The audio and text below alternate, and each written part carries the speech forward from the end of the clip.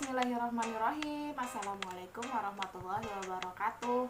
Alhamdulillah wa syukurillah, pada kesempatan pagi yang cerah ini saya Neni Rifatul Afia sebagai guru sejarah peminatan di kelas 10 SMA Negeri 11 Pandeglang.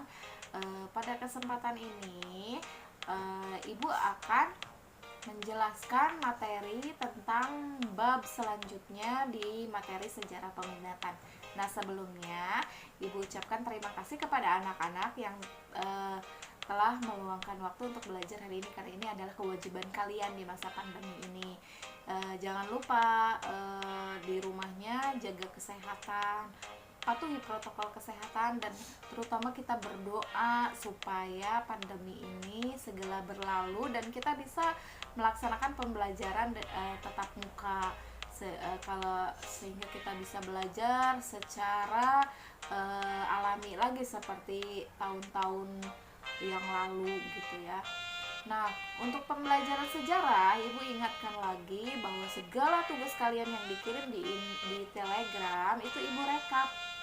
Jangan lupa absensinya juga direkap, karena itu adalah bentuk penilaian kalian ketika nanti kalian naik ke kelas 2 ya.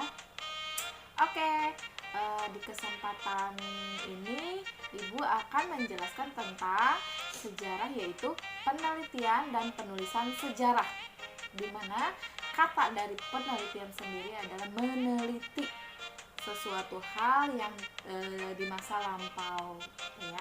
Untuk materi ini, penelitian dan penulisan sejarah ini dibagi menjadi dua.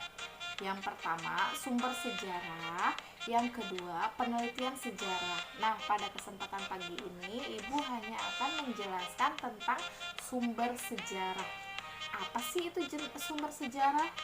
Nah, sumber sejarah itu terdiri dari jenis sumber sejarah dan fakta sejarah.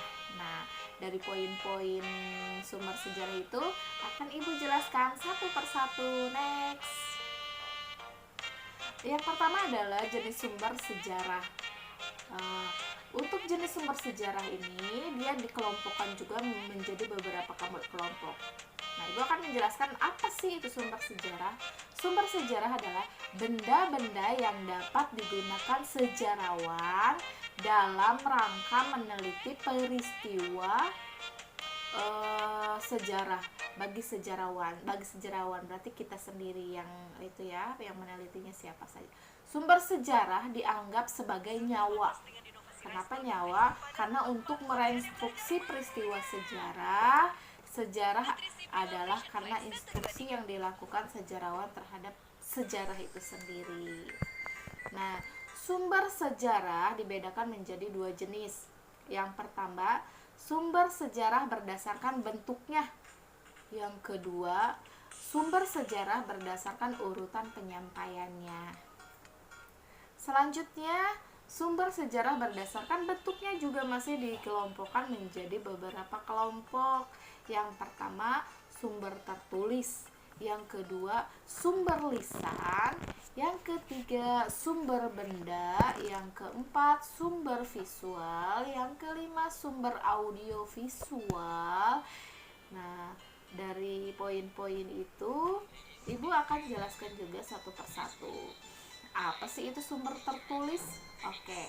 Sumber tertulis, keterangan yang tertulis berkaitan dengan peristiwa sejarah itu. Jadi sumbernya itu kita tulis, didapat. Misal si A akan meneliti suatu penelitian tentang gedung kuno di tempat tinggalnya. Maka sumber tertulis, jadi informasinya itu harus tertulis. Yang pertama yang harus dilakukan di sumber tertulis itu, yang pertama laporan, yang kedua surat, yang ketiga surat kabar, yang keempat catatan harian, dan yang kelima autobiografi. Dan semuanya nanti poin-poinnya silahkan kalian nanti itu cari, apa itu laporan, apa itu surat kabar, catatan harian, dan biografi.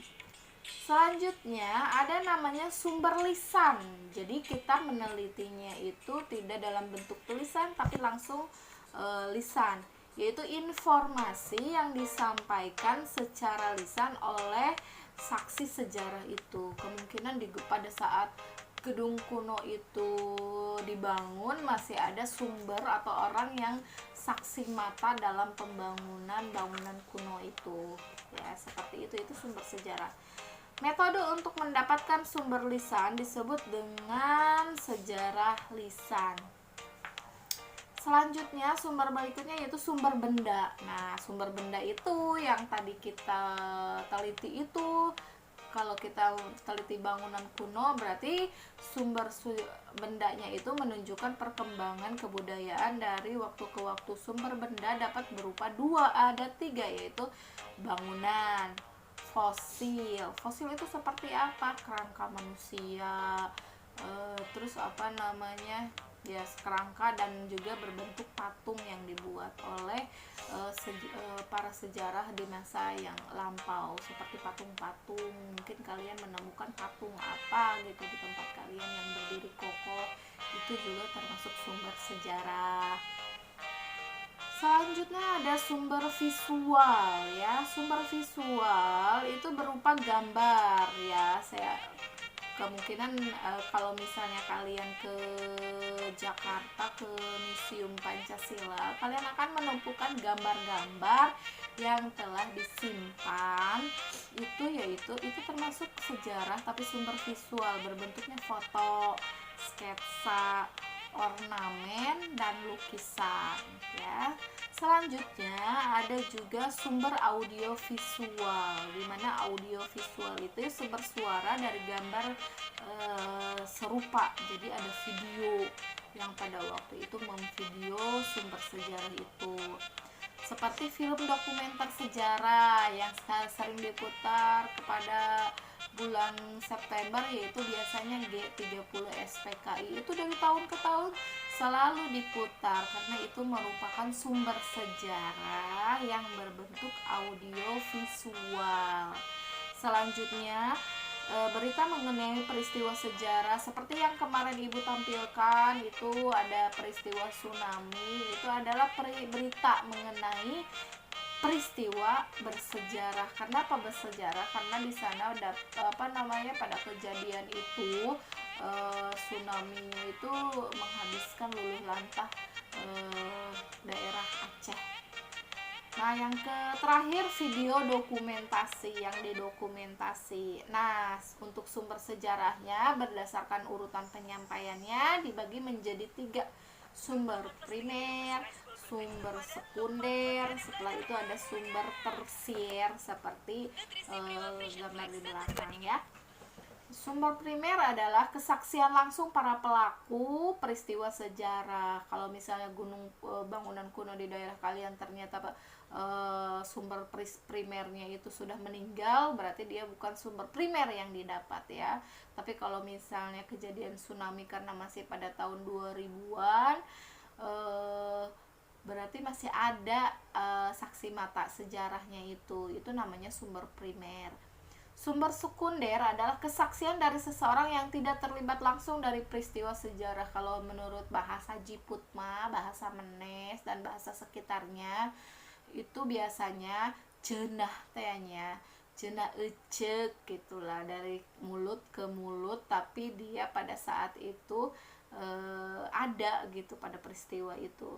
Yaitu sumber sekunder adalah kesaksian dari seseorang yang tidak terlibat langsung dalam peristiwa sejarah.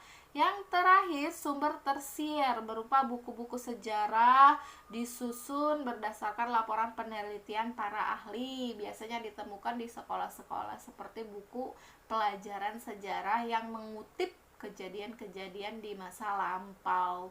Selanjutnya yang tentang sumber sejarah ada namanya fakta sejarah. Berdasarkan sifatnya, fakta keras sebenarnya telah diterima secara umum. Jadi berdasarkan sifatnya ada fakta keras, ada fakta lunak, ada inferensial, dan opini. Nah, kebenaran sudah diterima secara umum untuk fakta keras. Fakta lunas, kebenaran masih terbuka untuk diperdebatkan. Inferensi ide sebagai benang merah yang menjembatani antara fakta. Setelah itu opini, pendapat pribadi yang tidak didasarkan atas pendapat umum. Berdasarkan bentuknya itu ada social fact, money fact, dan anti fact. Social fact menggambarkan keadaan sosial, suasana dan sistem kemasyarakatan. Money fact dan affective dilihat di samping ya. Nah, demikianlah untuk sumber sejarah pada kesempatan pagi ini. Kurang lebihnya Ibu mohon maaf. Dan untuk di akhir nanti ada evaluasi yang harus kalian kerjakan. Selain itu ada juga kegiatan seperti biasa, yaitu mencatat materi pada hari ini. Kalian tulis di buku catatan sejarah peminatan. Nanti ketika kita tatap muka, mudah-mudahan tahun depan kita bisa tatap muka, kalian harus mengumpulkan tugas-tugas kalian. Terima kasih. Wabillahi taufiq wal hidayah. Wassalamualaikum warahmatullahi wabarakatuh.